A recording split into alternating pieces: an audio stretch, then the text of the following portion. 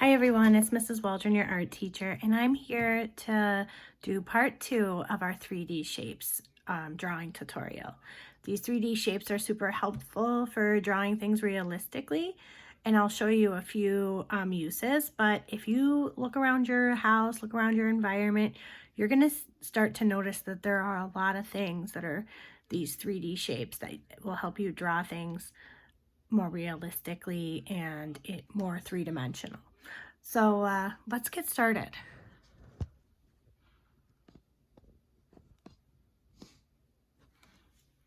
We're going to start out first with the pyramid. And with drawing the pyramid, we're going to do an upside down V, similar to the cone that we did last time. One of our lines is going to be much longer. It's this middle line right here. And this shows that this middle line is closer to the viewer.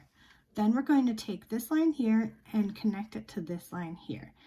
We're going to take this line here and connect it over the diagonal line right over to there. And we've got ourselves our first pyramid.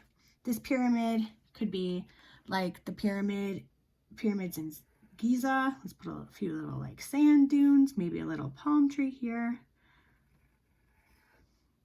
And for size, and now we know that this is a building. Here we go, lovely little palm tree right there. This could also be on its side like a block of cheese. So I would just draw a straight up and down line here, and then our upside down V.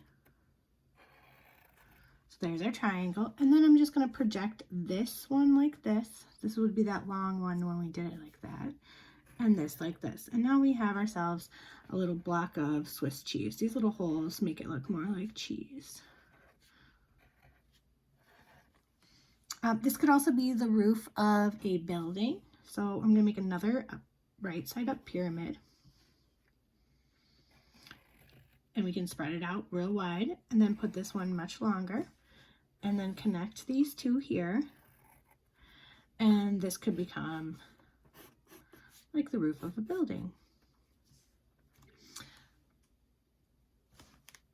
All right, so there is our pyramid. Practice that and see what kind of uses you can come up with for them. The next is our triangular prism, and we are going to draw a regular triangle, just an equilateral one here, all the same size. You could make them taller if you want. Then we're going to take a diagonal line. We're going to project out the same angle on this side and on this side. And then we're going to close up that angle with the exact same angle from this triangle, that side of the triangle. And now we have a solid triangular prism. This could also be the roof of a building, but it could also work as a tent or an actual like prism that you would use to refract light. So let's do 2 more of these to practice. We'll turn this next one into a tent. So we're going to draw a regular triangle, project this line back, project this line in the same angle, and then close it off with the same angle right there. And then we're going to turn this one into a tent. So I'm just going to draw the opening flap to the tent. There, it's like been rolled up and tied. And then there's the inside of the tent going back, and then let's make a window to the tent here. Copy this line, this angle, copy this angle, and you have yourselves, you can turn those into the rolls, and then you have yourself a little tent. Pretty cool, right? Yeah. So next, we're going to just do the regular shape one more time. Equilateral triangle, project back, copy this line right back here. There we go. And our final shape that I want you to practice is the cube. And the cube can be made in very many sizes as well. So we're going to start out by taking this, putting 2 dots right here. That's about a finger width apart. These next 2 dots are going to be about 2 finger widths apart. And we're going to connect them like a diamond. There we go. I'm pushing really hard on this paper so you can see it with the camera, but you can draw lightly and erase. So next, these lines are going to be about 2 finger widths long, and then this middle one is going to go longer than these two, and that's because it's closer and it's going to look like it's longer, and that creates the illusion of the 3D. You're probably used to seeing the 3D shapes with in math class with those little dotted lines in the back. Maybe this one would look like this. But not all 3D shapes are see-through, so this is helpful for whenever we're doing solid 3D shapes.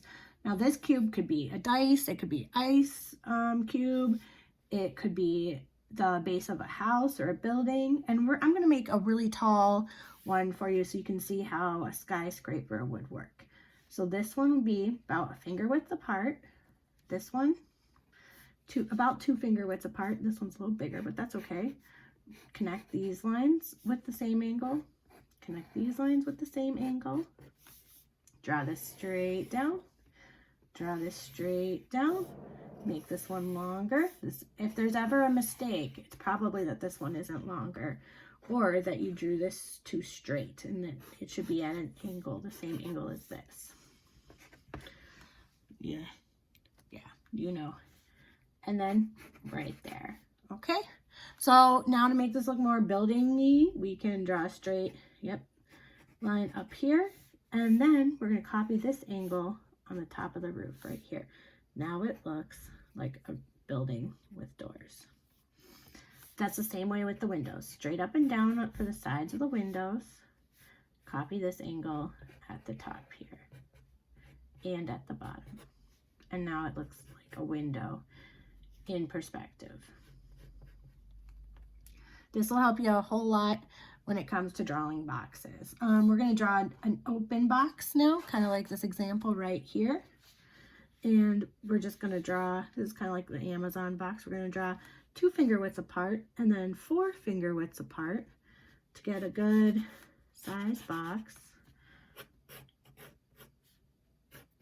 And so yeah, this is always about double than this size. Then we're going to draw straight line down, straight line down. Make sure it's nice and up, vertical. This one's a diagonal, it copies this line. This one's a diagonal, it copies this line. And then let's draw the inside of the box with a dotted line. And then we need like some little flaps like we opened the box. And then we'll put this flap like this. So it looks like an open box, like something that package from Amazon would send, right? All right. So go ahead, practice, try different things when it comes to drawing your cube, your rectangular prism, and your pyramid. And then send me your results. Thanks for your time. Have fun, keep drawing, and practice your skills. Talk to you later. Bye.